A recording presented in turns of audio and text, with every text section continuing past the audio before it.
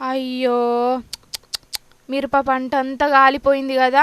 6 కాలం కట్టబడి పండించిన పంటను అమ్ముకొని 4 రూపాయలను కండ్ల చూద్దామనుకున్న రైతుకు కంట్లే కారం కొట్టినట్టు అయింది పరిస్థితి. జోగులాంబ గద్వాల జిల్లా దొడ్డి అనే ఊళ్ళో జరిగింది ఇది. భీమన్న అనే రైతు గీ మిర్చి పంటను పండించిండట. ఇక కళ్ళంలున్న మిర్చినంతా మార్కెట్కి వేసుకోవడానికి బత్తాల నింపి పెట్టుకున్నాడట గిట్లా.